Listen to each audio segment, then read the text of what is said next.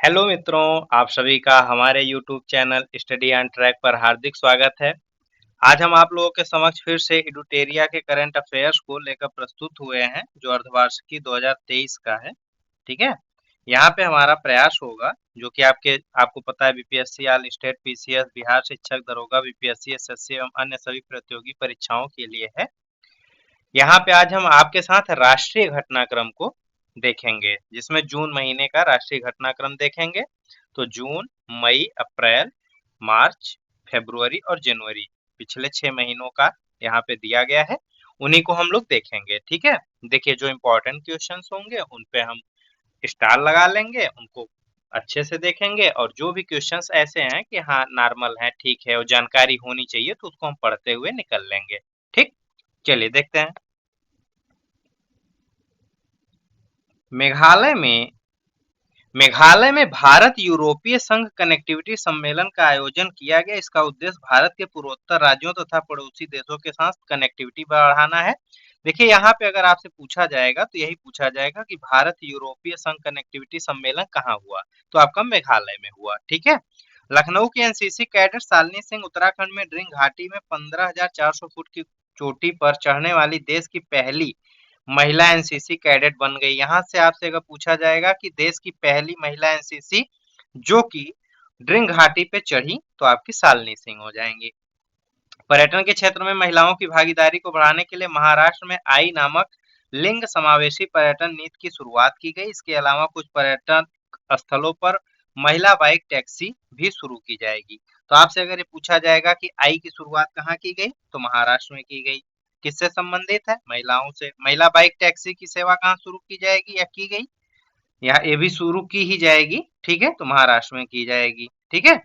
चलिए next. Brand finance global द्वारा जारी रिपोर्ट के अनुसार टाटा ग्रुप को देश का सबसे वैल्यूएबल ब्रांड का खिताब दिया गया है। ठीक है।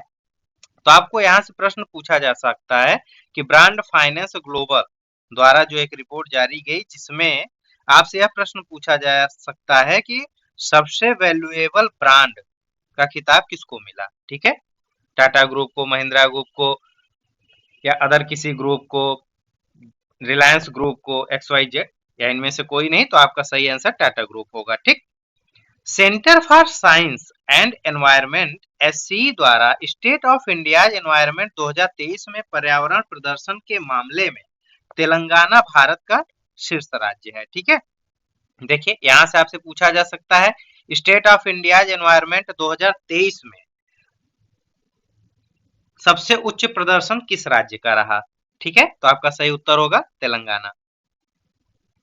Cost of living survey report, ठीक है, मर्सर संस्था द्वारा जारी किया जाता है। भारत का सबसे महंगा शहर अगर आपसे पूछा जाएगा तो मुंबई है। दूसरा और तीसरा स्थान पे नई दिल्ली और बेंगलुरु है। ठीक है।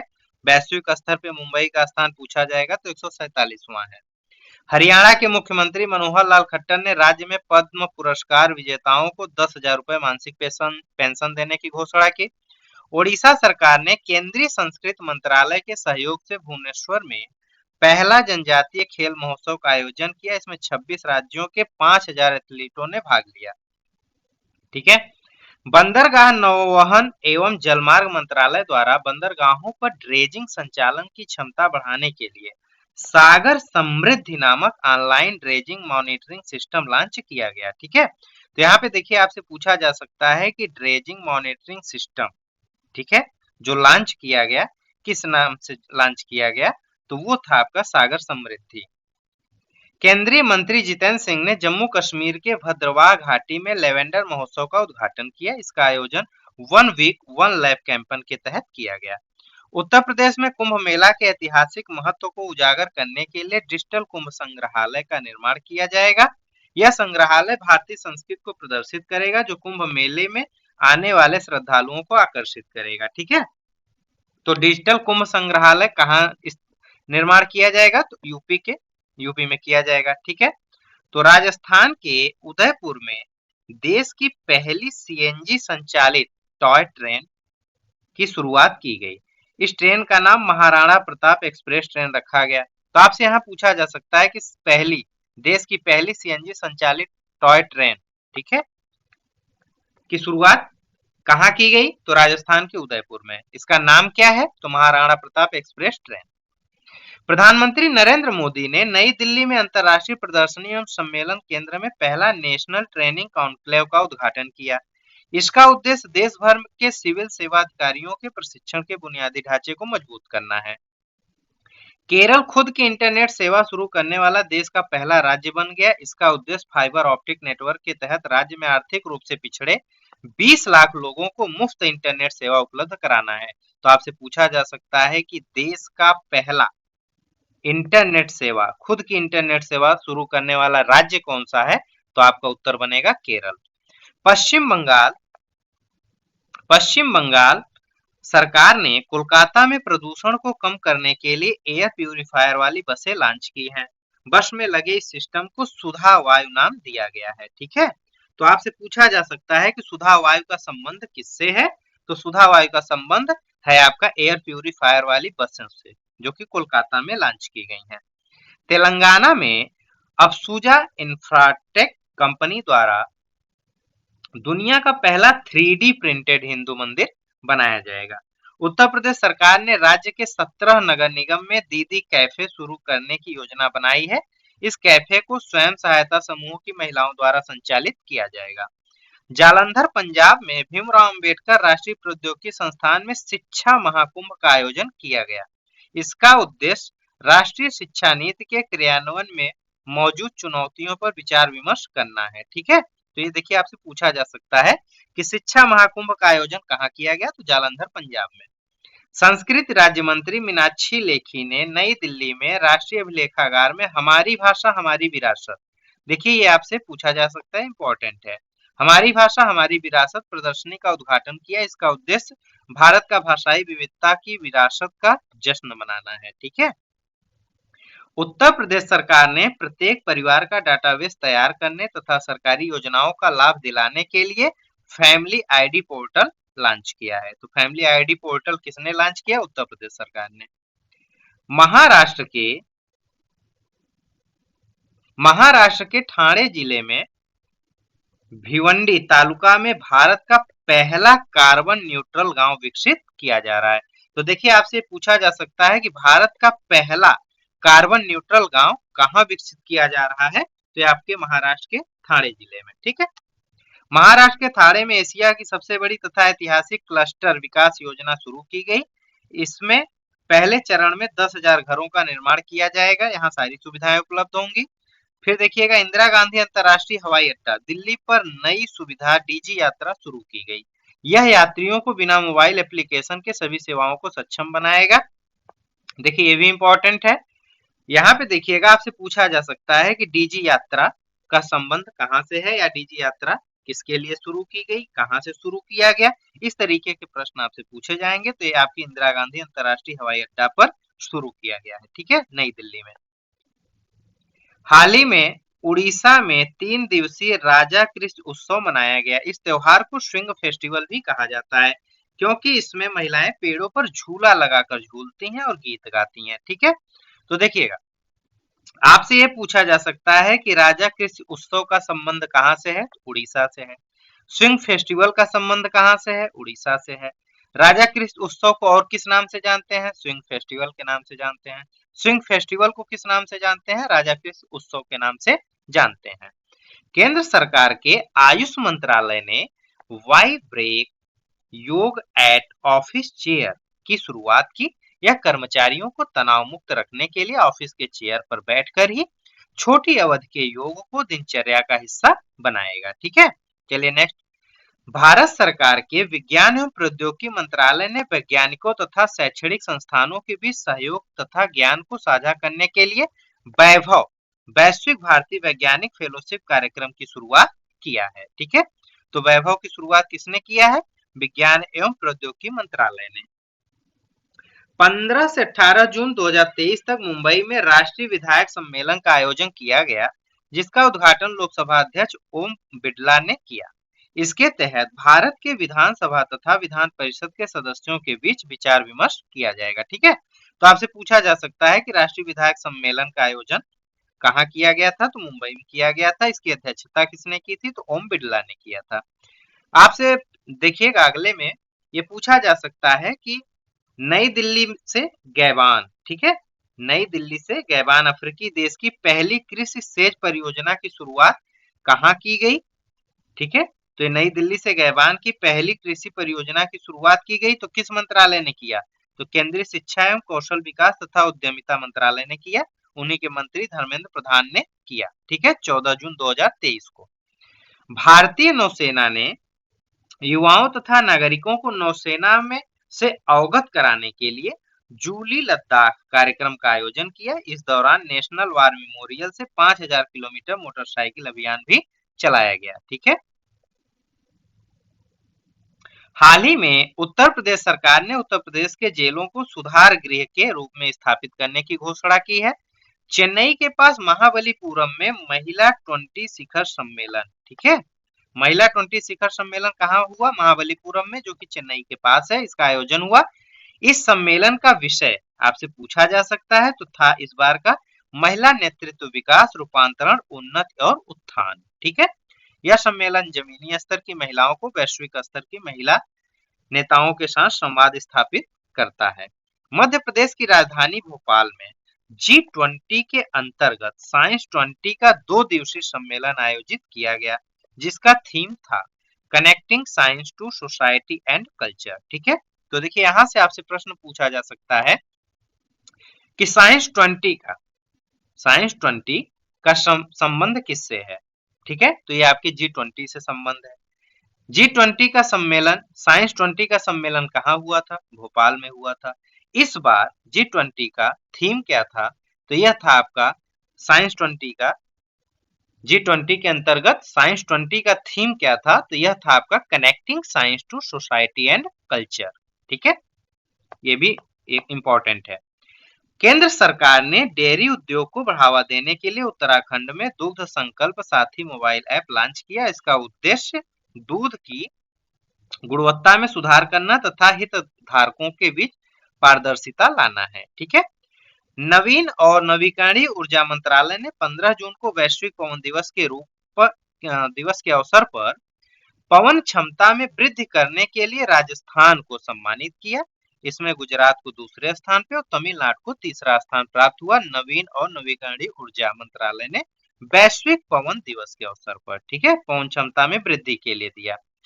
भारतीय भू वैज्ञानिक सर्वेक्षण GSI ने उड़ीसा के सुंदरगढ़ जिले में भारत के सबसे बड़े प्राकृतिक मेहराब आर्क की खोज की। ठीक, इसका निर्माण 184 मिलियन वर्ष पहले हुआ था। ठीक है, तो ये भी आपका इंपॉर्टेंट है। यहाँ पे आपसे पूछा जा सकता है कि प्राकृतिक मेहराब, ठीक है, आर्क का सबसे बड़ा प्राकृतिक मेहराब, भारत का सबसे बड़ा प्राकृतिक मेहराब की खोज कहाँ हुई? तो अभी सुंदरगढ़ जिले में हुई, उड़ीसा में। किसने किया? भारतीय भूवैज्ञानिक सर्वेक्षण ने किया। IIT मद्रास ने वायु प्रदूषण की निगरानी के लिए कम लागत वाला मोबाइल उपकरण प्रोजेक्ट काटरू विकसित किया।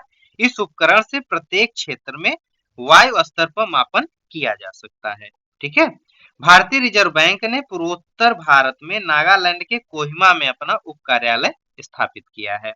ये भी आपसे पूछा जा सकता है, ठीक, कि भारतीय रिजर्व बैंक ने पूर्वोत्तर भारत में कहां पर अपना उप कार्यालय स्थापित किया? तो आपके नागालैंड के कोहिमा में स्थापित किया है। चलिए अब मई का देख लेते हैं। हमारा जून का राष्ट्रीय घटनाक्रम हो गया, अब मई के राष्ट्रीय घटनाक्रम को देख लेते हैं। फिर कोशिश करेंगे कि वीडियो बहुत बड़ी ना हो, तो मई के बाद हम रोक देंगे।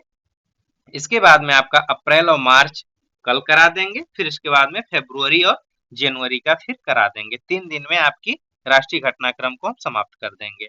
ठीक है, चलिए देखते हैं आगे। अगला, केंद्रीय कृषि मंत्री नरेंद्र सिंह तोमर। तो आपसे पूछा जा सकता है कि केंद्रीय कृषि मंत्री कौन है? तो यहाँ से आपको पता चल रहा है कि नरेंद्र सिंह तोमर है। ठीक है, नई दिल्ली में अपनी तरह के पहले मिलेट्स एक्सपीरियंस सेंटर का उद्घाटन किया। इसका उद्देश्य आम जनता के बीच मिलेट्स उत्पाद के लिए जागरूकता बढ़ाना है। ठीक है, मोटे अनाजों के लिए। भारतीय सेना ने पहली बार 5 महिला अधिकारियों को आर्टिलरी रेजिमेंट, तोपखाना रेजिमेंट में शामिल किया। भारत और बांग्लादेश के बीच व्यापार को बढ़ावा देने के लिए केंद्रीय मंत्री नित्यानंद राय ने मेघालय के जैंतिया हिल्स में दाउकी भूमि बंदरगाह का उद्घाटन किया। तो आपसे पूछा जा सकता है कि दाउकी भूमि बंदरगाह कहाँ पर है, तो ये आपके मेघालय के जैंतिया हिल्स में है। ठीक है, चलिए नेक्स्ट। रक्षा मंत्री राजनाथ सिंह ने चंडीगढ़ में भारत के पहले वायुसेना हेरिटेज सेंटर का उद्घाटन किया।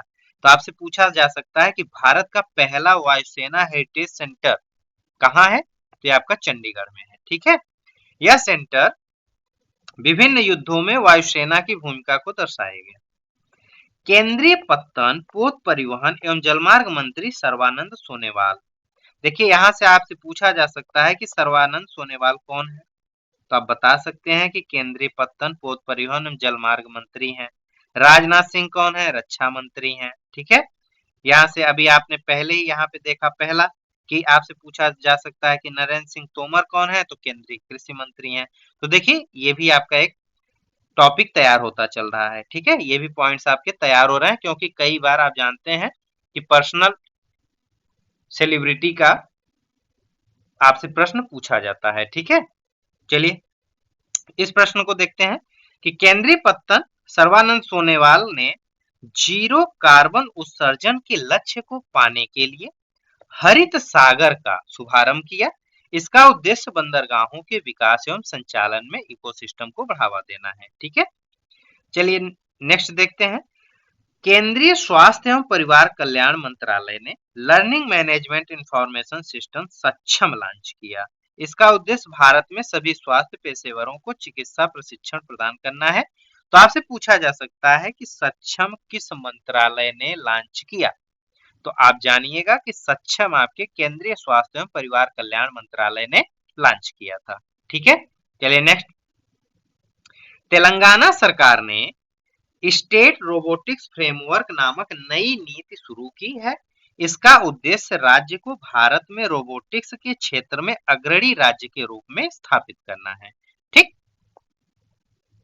तेलंगाना के मुख्यमंत्री चंद्रशेखर राव। तो आपसे ये पूछा जा सकता है कि तेलंगाना के मुख्यमंत्री कौन है, तो तेलंगाना के मुख्यमंत्री चंद्रशेखर राव हैं। ने हैदराबाद में हरे कृष्णा हेरिटेज टावर की आधारशिला रखी। देखिए हरे कृष्णा हेरिटेज टावर की आधारशिला रखी गई है। हरे इसमें राधा कृष्ण और स्वामी वेंकटेश्वर के मंदिर होंगे। आप देखिए नाम से देखिएगा कि हरे कृष्णा हेरिटेज टावर अगर आपसे पूछा जा रहा है तो आपको लगेगा कि ये उत्तर भारत का है, उत्तर प्रदेश में हो सकता है क्योंकि वहां पे काफी मंदिरें हैं, लेकिन ऐसा नहीं है। ये आपका हरे कृष्णा हेरिटेज टावर तेलंगाना में है, हैदराबाद में है। ठीक, भारत में पहली बार नई दिल्ली में शंघाई सहयोग संगठन, ये काफी इंपॉर्टेंट है, एससीओ स्टार्टअप फोरम का आयोजन किया गया। इसका उद्देश्य एससीओ देशों के, शंघाई सहयोग संगठन देशों के बीच स्टार्टअप, रोजगार सृजन, नवाचार आदि को बढ़ावा देना है। ठीक है, तो आपसे पूछा जा सकता है कि एससीओ का आयोजन कहाँ किया गया था, तो नई दिल्ली में। केंद्रीय शिक्षा मंत्रालय के तहत लाल बहादुर शास्त्री अंतरराष्ट्रीय हवाई अड्डा वाराणसी में है। ठीक, ये भी आपसे पूछा जा सकता है कि लाल बहादुर शास्त्री अंतरराष्ट्रीय हवाई अड्डा कहाँ है, तो वाराणसी में है। पर भारत का पहला रीडिंग लाउंज लगाया गया है। यहाँ विभिन्न भाषाओं में पुस्तकों का संग्रह है। इसका उद्देश्य लोगों में किताबें पढ़ने की आदत को विकसित करना है। देखिएगा मित्रों, एक चीज को ध्यान दीजिएगा कि जो भी चीजें करंट में चलती रहती हैं तो आपके जीके में भी वहां से प्रश्न उठने की संभावना बहुत ज्यादा होती है। ठीक है, तो इसलिए अपने जीके पोर्शन पे भी ध्यान रखिएगा कि आपके जीके के प्रश्न आपके करंट से रिलेटेड बहुत ज्यादा आ सकते हैं। ठीक, आपके एग्जाम में हूबहू आ सकते हैं। एमआईटी वर्ल्ड पीस यूनिवर्सिटी ने पुणे में एशिया की पहली सबसी रिसर्च लैब का निर्माण किया। इसका उद्देश्य पेट्रोलियम और गैस उद्योग के लिए कर्मचारियों को प्रशिक्षण प्रदान करना है। आपसे पूछा जाएगा, नेक्स्ट देखिएगा कि प्रधानमंत्री नरेंद्र मोदी ने नई दिल्ली के प्रगति मैदान में अंतरराष्ट्रीय संग्रहालय प्रदर्शनी 2023 का उद्घाटन किया। ठीक है, तो आपसे पूछा जा सकता है कि अंतरराष्ट्रीय संग्रहालय प्रदर्शनी 2023 का उद्घाटन कहाँ किया गया, नई दिल्ली, कोलकाता, पश्चिम बंगाल या तेलंगाना। तो आपका सही उत्तर होगा नई दिल्ली। ठीक। 16 मई 2023 को तमिलनाडु में भारत के सबसे बड़े स्काईवॉक ब्रिजों में से एक का उद्घाटन मुख्यमंत्री एम.के. स्टालिन ने किया। ठीक है। यह पुल 570 मीटर लंबा है जो मामबलम रेलवे स्टेशन को टी नगर बस टर्मिनल से जोड़ता है। ठीक है, तो ये भी आपका इंपॉर्टेंट है। मध्य प्रदेश की राजधानी भोपाल सतत विकास लक्ष्यों के स्थानीयकरण को अपनाने वाला भारत का पहला शहर बन गया है। देखिए, यहीं से आपसे पूछा जा सकता है कि सतत विकास लक्ष्यों के स्थानीयकरण को अपनाने वाला भारत का पहला शहर कौन सा है? तो आपका भारत का पहला शहर कौन सा है? भोपाल है। ठीक है। भोपाल में स्वैच्छिक स्थानीय समीक्षा प्रक्रिया को लागू किया गया है जो एसडीजी के में प्रगति की जांच करेगा। केंद्रीय पर्यावरण वन एवं जलवायु परिवर्तन मंत्री भूपेंद्र यादव। देखिए, यहां से आपको एक और मिला पर्सनालिटी।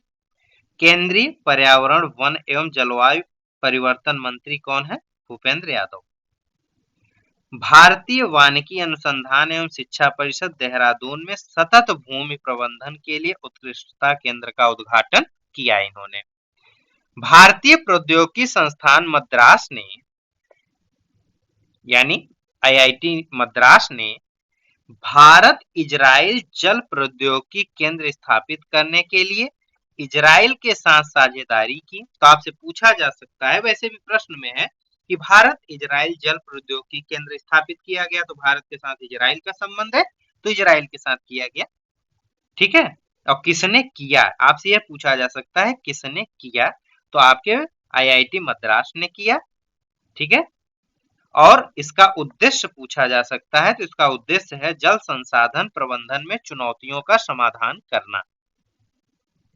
एनईपी सारथी कार्यक्रम यूजीसी ने राष्ट्रीय शिक्षा नीति एनईपी 2020 के बेहतर क्रियान्वयन में छात्रों को शामिल करने के लिए इस कार्यक्रम की शुरुआत की।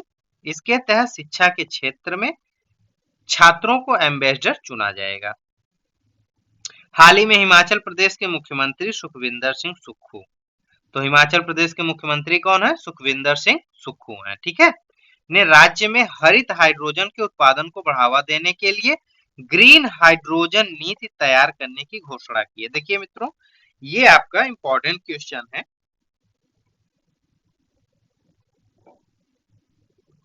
क्योंकि अभी हाल ही में हाइड्रोजन पे काफी काम चल रहा है, हाइड्रोजन गाड़ियां आ रही हैं। ठीक है। हाइड्रोजन को लेके काफी काम चल रहा है और हमारे यहाँ भी काफी प्रगति दिखाई जा रही है।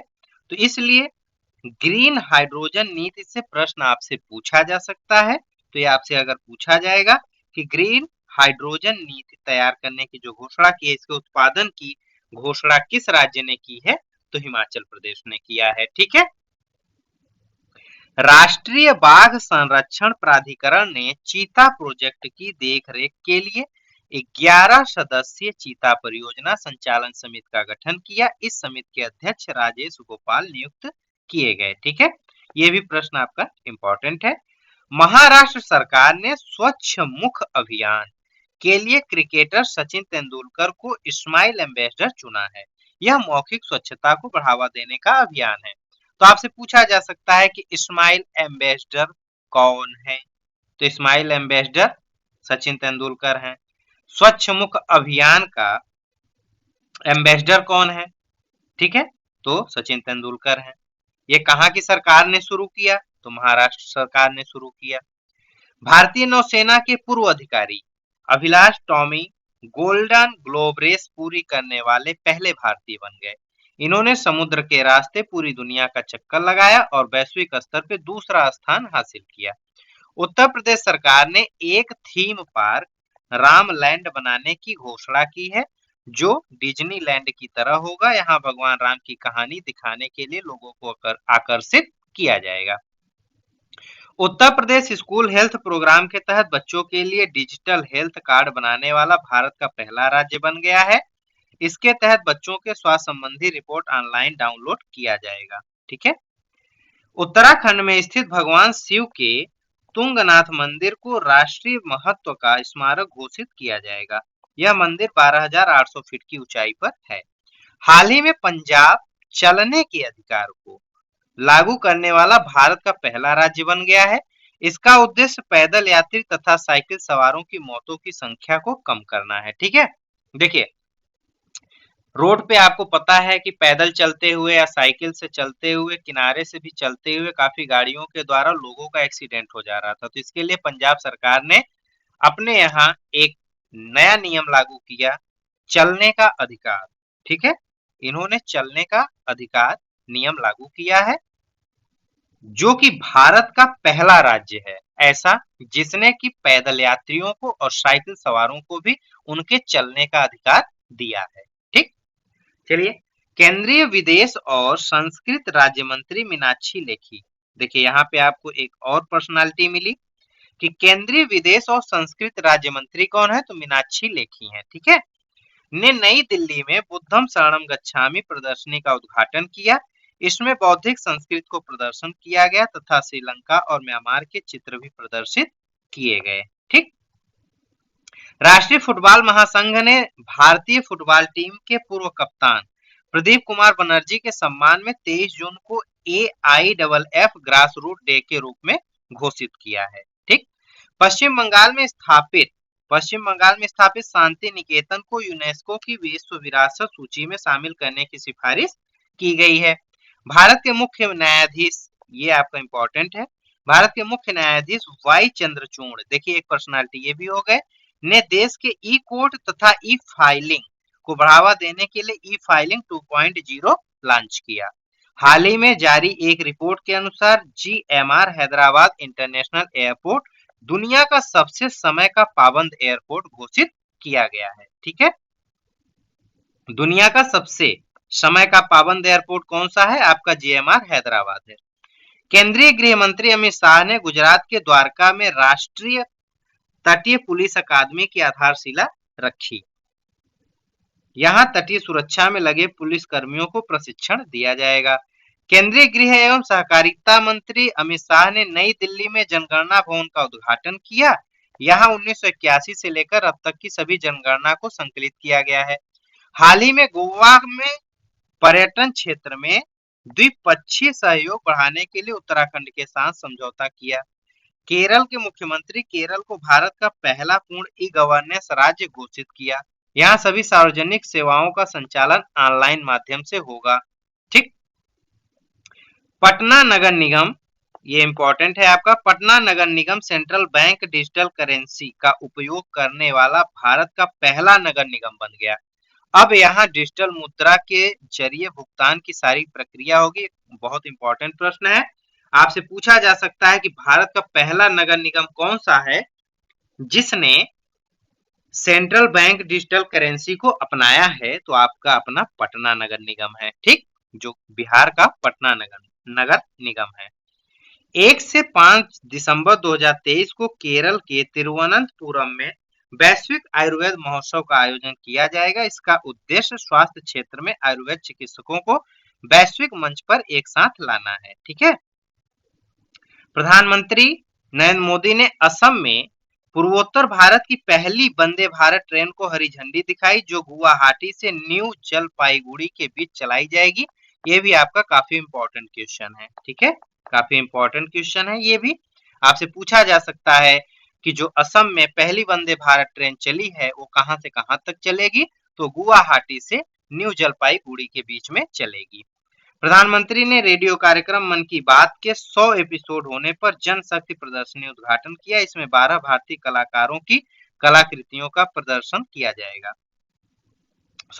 गया। हाल ही में दिल्ली सरकार ने ग्रीष्म ऋतु में वायु प्रदूषण से निपटने के लिए समर एक्शन प्लान जारी किया है। तो समर एक्शन प्लान किस सरकार ने जारी किया है, कहाँ की सरकार ने जारी किया है, तो है आपका दिल्ली सरकार ने।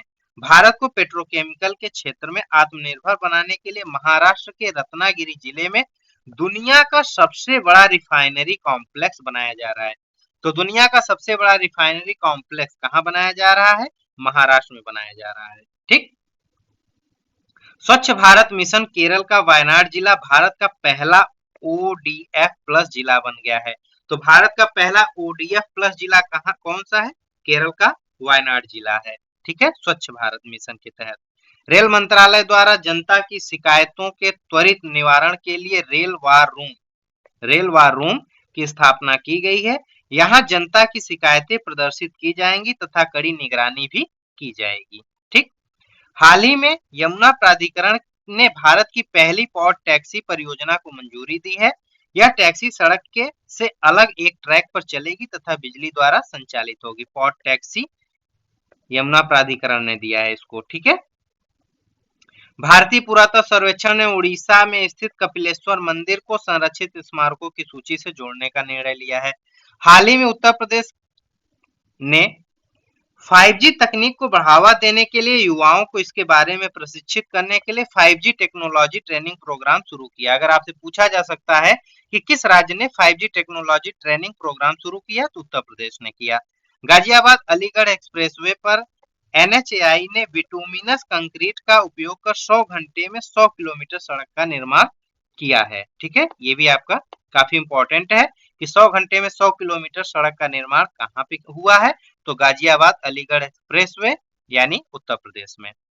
उड़ान 5.1 ये भी इंपॉर्टेंट है आपका। नागरिक उड्डयन मंत्रालय ने देश के दूर दराज क्षेत्रों में हेलीकॉप्टर के माध्यम से कनेक्टिविटी बढ़ाने के लिए इसकी शुरुआत की है। प्रोजेक्ट स्मार्ट, ठीक, प्रोजेक्ट स्मार्ट आवास एवं शहरी मामले मंत्रालय तथा रेल मंत्रालय ने Mumbai Ahmedabad high speed railway स्टेशनों के आसपास के क्षेत्रों को विकसित करने के लिए प्रोजेक्ट स्मार्ट की शुरुआत की। इसके लिए उन्होंने जापान इंटरनेशनल कोऑपरेशन एजेंसी के साथ समझौता किया है। ठीक है, माइक्रोसॉफ्ट ने देश के ग्रामीण क्षेत्रों के लिए बहुभाषी AI चैटबॉट जुगलबंदी लॉन्च किया। ठीक है, यह विभिन्न भाषाओं के लोगों को सरकारी योजनाओं से अवगत कराएगा। तो जुगलबंदी का संबंध किससे है? माइक्रोसॉफ्ट से है। जुगलबंदी क्या है? यह बहुभाषी AI चैट बाट है। भारत माला परियोजना के तहत असम के जोगी घोपा में भारत का पहला इंपॉर्टेंट हो गया, यहीं से अंतरराष्ट्रीय मल्टी मॉडल लॉजिस्टिक पार्क बनाया जा रहा है। इसका उद्देश्य भारत के पड़ोसी देशों के साथ व्यापार को बढ़ावा देना है। ठीक है, तो आपसे पूछा जा सकता है कि अंतरराष्ट्रीय मल्टी मॉडल लॉजिस्टिक पार्क कहाँ बनाया जा रहा है? असम में बनाया जा रहा है। असम या असम ऑप्शन नहीं होगा तो आपका जोगी घोपा होगा। ठीक है, यह किस परियोजना के तहत बनाया जा रहा है, यह भी प्रश्न पूछा जा सकता है। तो यह आपका भारतमाला परियोजना के तहत बनाया जा रहा है। मुख्यमंत्री तीर्थ दर्शन योजना के तहत बुजुर्गों को हवाई मार्ग के जरिए तीर्थ यात्रा पर भेजने वाला मध्य प्रदेश भारत का पहला राज्य बन गया। यानी कि मुख्यमंत्री तीर्थ दर्शन योजना कौन चलाया है? किस राज्य ने? मध्य प्रदेश सरकार ने चलाया है। ठीक है मित्रों, तो इसमें हम जून और मई 2 महीनों का राष्ट्रीय घटनाक्रम के बारे में चर्चा किए। अप्रैल की चर्चा हम अगले नेक्स्ट वीडियो में करेंगे। उम्मीद करते हैं कि आपको हमारा वीडियो पसंद आया होगा। जो लोग हमारी वीडियो पे पहली बार विजिट किए हैं, हमारे वीडियो को सब्सक्राइब कर लें और सभी लोग हमारे वीडियो को लाइक कर लें और ज्यादा से ज्यादा वीडियो को शेयर करें ताकि ज्यादा से ज्यादा लोगों को लाभ प्राप्त हो सके और हमें भी आपका सपोर्ट प्राप्त हो सके, आपका प्यार मिल सके। Okay, thank you.